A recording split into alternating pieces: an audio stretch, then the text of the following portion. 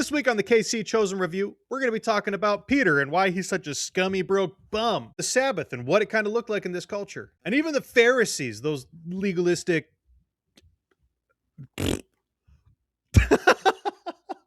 I'm Ed, this is Groot who gives a hoot about human rights. Let's jump into this episode. Woman of valor, who can find her?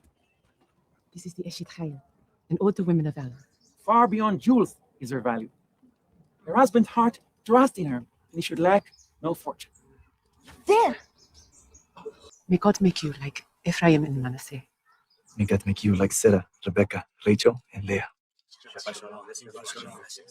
The sixth day, and the heaven and earth and all their hosts were created. And God finished with the seventh day, what is work to be done.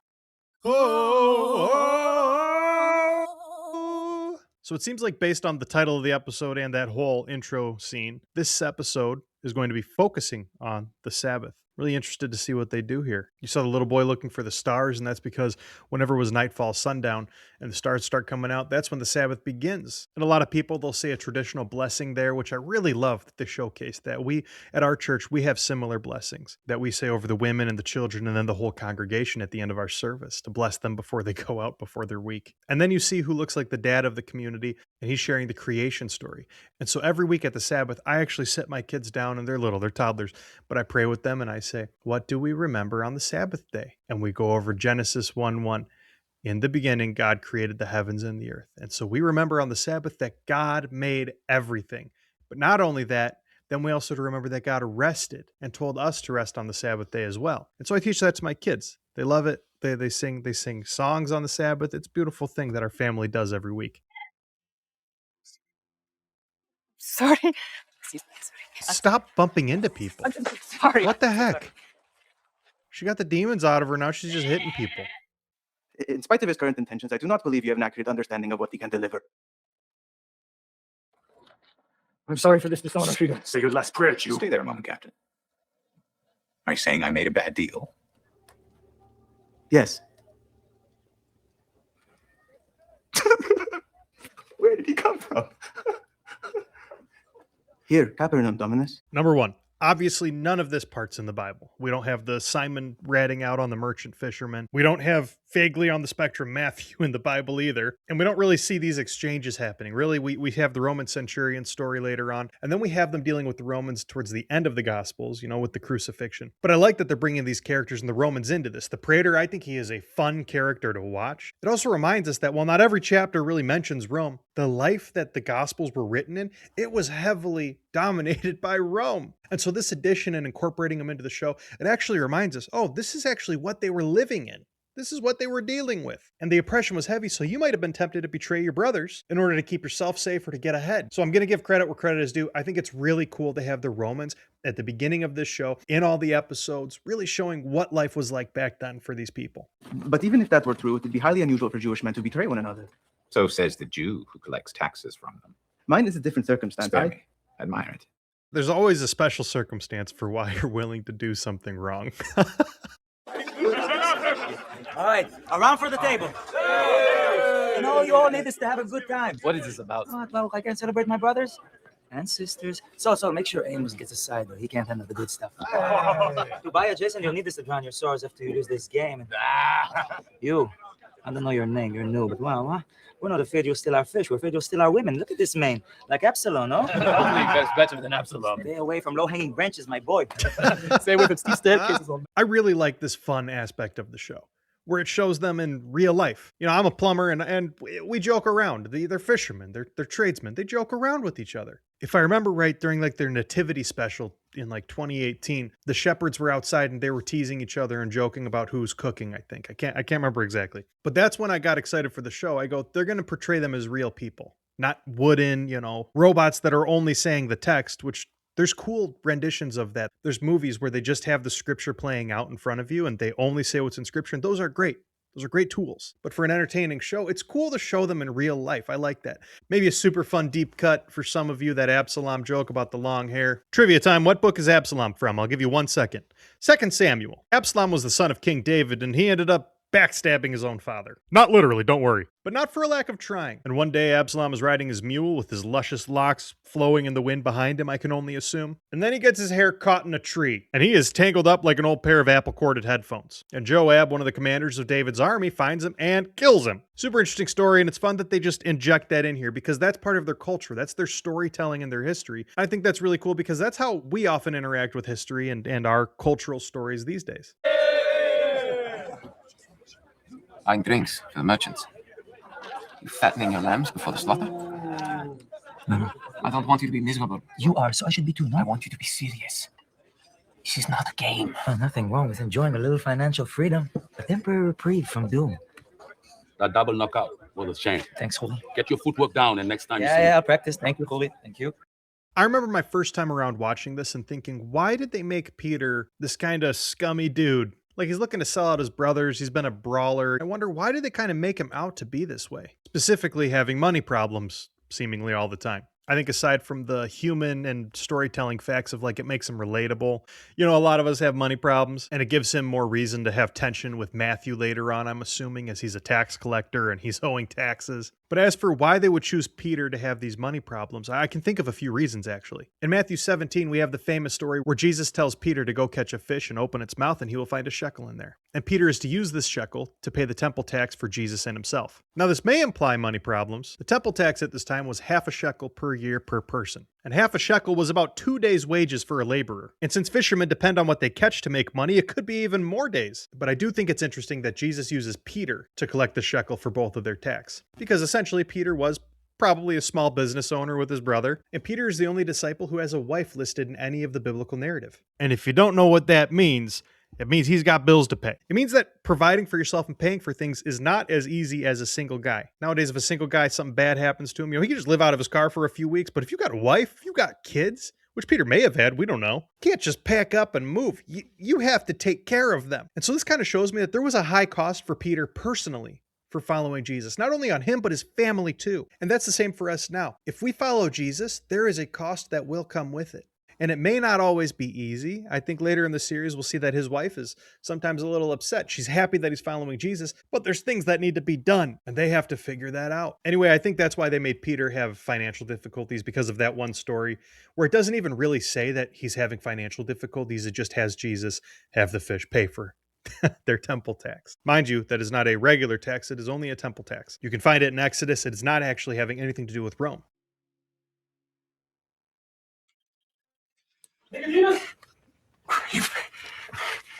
Yeah, imagine reading about demons and then you just hear someone scream your name in the other room.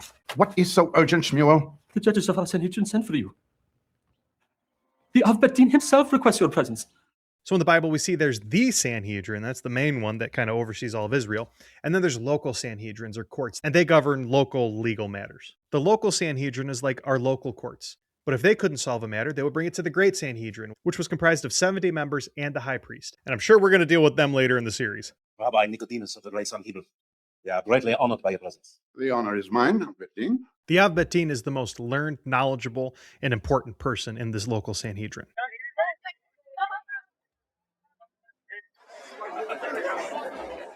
Dude, he could just take grapes? I want to be a Roman.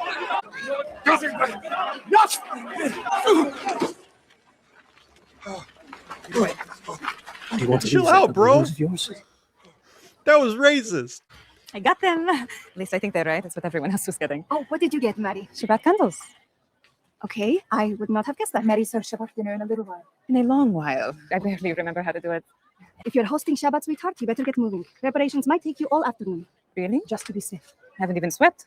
Get out of here. Get the fire going first. Shabbat shalom. Shabbat shalom. So here we get to the Sabbath part of this episode. Mary is about to celebrate her first Sabbath in a long while. And she's a little rusty on how to do it because there was a lot of customs in this day around the Sabbath. And while all of them aren't commanded, a lot of them are really nice to incorporate if you'd like to. Now, because the Sabbath begins at sunset, you remember the little kid looking for the stars at the beginning of the episode? Which meant that they would have to stop working at sunset. And we see in the Bible that the day before the Sabbath is referred to as the day of preparation. You take that day to make all of your hard food to make. You'd make your fire before sunset for the next day because if not, you might be cold. And if you're like me, starting a fire is a whole lot of work. So they didn't do it on the Sabbath. You'd make sure that your house was clean and you prepare a meal that was set apart because the Sabbath is a set apart day for the Lord. And so all their practices on the Sabbath would be set apart to reflect that. Mary went out and got candles because the mother of the house generally lights candles on the Sabbath. And often on the Sabbath evening, you would invite your neighbors or your family over and you would celebrate this special set apart time with them. And I'm going to plug it in right here, and I'll probably talk more about the Sabbath in this episode, but we did a 6-part series going through what the Sabbath is and how it applies to Christians today. If you're interested, it'll be up in the top corner there. Let me know what you think of it. Are you really a Pharisee? Yes.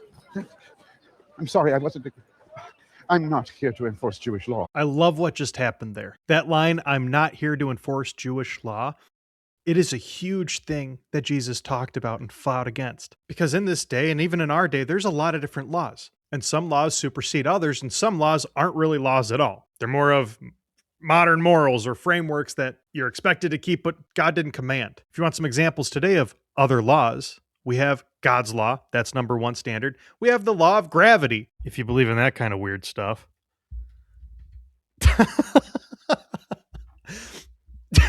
It's so stupid.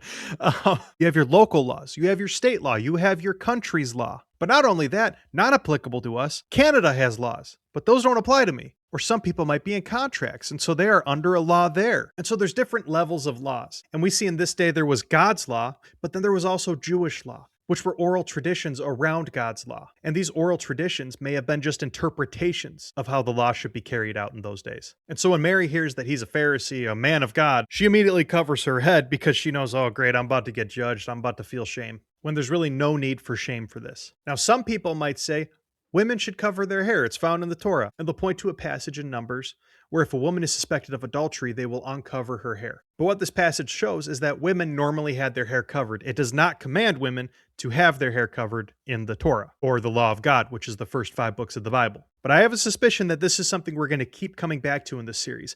Man's laws versus God's law. And to avoid God's law in favor of the traditions of man. And luckily Nicodemus, he has enough wisdom to say, I'm not here for enforcing Jewish law. I'm here to get to the bottom of this issue with you. And I also think this paints a very realistic picture of the Pharisees, where a lot of times nowadays Pharisees are seen as legalistic, which they could be. But we do see that some, even many Pharisees, began to have faith in Jesus Christ. And so while upholding the law of God, like I believe Paul does, he's able to make distinction between God's law and man's law and how to apply them. So good on you, Chosen, for making Pharisees not just the cartoon villains, but actually sometimes humans with sincerity. But then, yeah, they will definitely be the villains at some points in this story. Good morning, love. It's not morning. Good first seeing you then. Me after a late night That of is gaming wonderful. with the boys. No. This is solid gold from the finest goldsmiths in Jerusalem. I hope you will enjoy eating of this beautiful plates made of clay. To sit for many days and let it has to be reworked. I hope you enjoy. That made me a little emotional right there, seeing that they're lording this extravagant wealth and things that they've amassed that all have some sort of meaning for these very important religious people as they're being served by people who likely don't get the same respect that they do. And it actually directly violates God's command for the Sabbath. Because what is that command? It's the 4th commandment. Remember the Sabbath to keep it holy. 6 days you shall labor and do all your work, but the 7th day is a Sabbath of the Lord your God. In it you shall do no work. You or your sons or your daughters or your manservant or your maidservant or the cattle or the stranger that is within your gates. And many of the religious elite, when they saw something that they wanted or they needed, they would make up a religious rule so that they could get their way. Oh, we're kind of like the priests of the people, and so it's okay if they help serve us. I don't know the rationality here. And like I get, you have a servant and they have a job, and someone's going to serve the food. But while the wealthy are resting and doing their set-apart rituals, the servants are still doing the same thing they do day in and day out. When ideally, the slave or the servant are our brothers and should be treated as such, especially on the Sabbath. It would seem ideal to me that your neighbor would fill your cup and you would fill your neighbor's cup as equals who are very good in creation, because that's what you're supposed to remember on this day, that God created the heavens and the earth, the sea, and all that is within them. But he rested the 7th day, making it holy. So I don't know, that hit me in the gut a little bit. Take it for what you will. But it gives me a bad feeling in my stomach to think about making someone else work on God's holy set apart day. If it came down to it, I'd rather work than make someone else work, because then I'd make them violate God's law. So to with that what you will. Just thought. Shabbat Shalom. Shabbat Shalom, Rabbi. Shabbat Shalom. Shabbat Shalom. Oh, honored Rabbi. Side note, Shabbat Shalom just means peaceful Sabbath. Shabbat is the Sabbath day, and Shalom means peace. Ah, Barnaby. Mary. Come in. I'm so glad you came. Oh, thank you, Miss Mary. This is a fine place. Oh, thank you. Are we on? Dog just left his blind girlfriend behind him. What a jerk. Hello. It's good to see you. Yes. Oh, it's TV Jesus. Of course, please come in. I just never thought you'd done. I have guests here. This is my first time. I don't know what I'm doing. Rabbi. Okay, here's something I do not understand at all. They have a yarmulke on TV Jesus. And again, I've watched a few seasons of the show, and I do not remember a single yarmulke on this show, so that surprised me. At this point in history, it was not very typical for men to wear a skull cap like the yarmulke or kippa, whatever you prefer to call it. These head coverings that men would wear started popping up more regularly in like the 2nd through 6th century until eventually in the modern day, it's essentially what all Orthodox Jews wear on their head. And if it was instituted in that time period, it was probably done at times in the 1st century. I just don't think it's very widespread at that point. But while we're here, let's ask, why did they wear these skull caps? These caps are basically a sign of humility or a physical way of representing that they believe that God is above them. And at this point, people might wear a yarmulke just to affirm their Jewish identity. And I'm sure there's a bunch of other reasons, but these are the ones that I kind of have heard before. This practice may have started as just for use during prayer, but then slowly and gradually became for all the time. I have a feeling if they went back to film this scene again, they would not use the skull caps because I don't think it's anywhere else throughout the series. But let's continue. Now the heavens and the earth were completed and all their hosts. And God completed on the 7th day his work that he did. And God. And God abstained on the 7th day from all the work he did. And God blessed the 7th day, and he hallowed it, for thereon he abstained from all the work that God created to do. Blessed are you, Lord our God, ruler of the universe, who creates the fruit of the vine. You have lovingly and willingly given us. You have lovingly and willingly given us your Shabbat as an inheritance and memory of creation. Because this is the first day of our holy assemblies in memory of the exodus from Egypt. Blessed are you, Lord our God, King of the universe, who brings forth the bread from the earth. Amen. Amen. I love that scene. It's beautiful. It gets me a little choked up thinking about the Sabbath is not like an oral liturgy, like you're all chanting the same words, but like a rhythm that everybody is doing every week and everyone can participate in, whether you're young or old or rich or poor. You can take that day to stop and rest and remember God and focus on him and your family and remembering that he created everything, including you. So it's cool seeing them line up a few different groups saying these customary prayers or blessings. That was season 1, episode 2 of The Chosen called Shabbat. I really like that episode, but I'm a sucker for anything Sabbathy because if I were a Pokemon, I'd be a Snorlax because I love resting. Not to the point of being a sloth though. Just, I like rest. And naps, which people in the Bible took sometimes. I'm really enjoying this world that we're getting immersed into. I'm enjoying the stuff with Peter more so now. And this go around, I'm realizing that I love Nicodemus' story in this, and I really enjoyed the Romans and how they're portrayed. I think the acting is incredibly well done, and I really think that they do a great job setting the tone and creating a fun, entertaining experience for people watching the show, while balancing having realistic elements. The Kippa thing definitely took me out of it a little bit.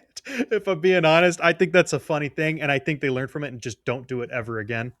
Totally fine, cool. There's creative decisions that need to be made. Make better decisions. If I had to rank this episode of The Chosen, 1 out of 10 Hasmonean rugs hanging up in a Pharisee's office. What's on your mind, love? Hasmonean. I would give it 8 Hasmonean rugs.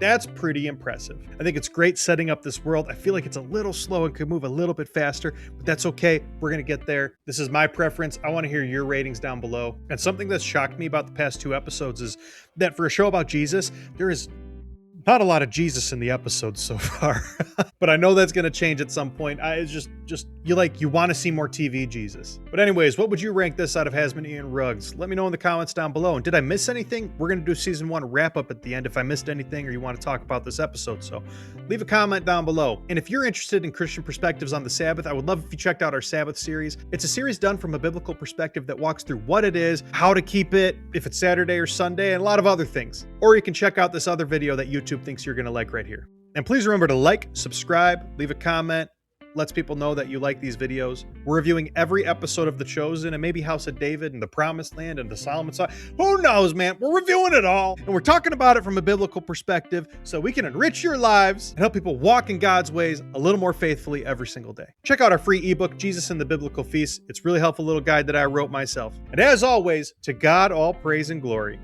Thanks for watching.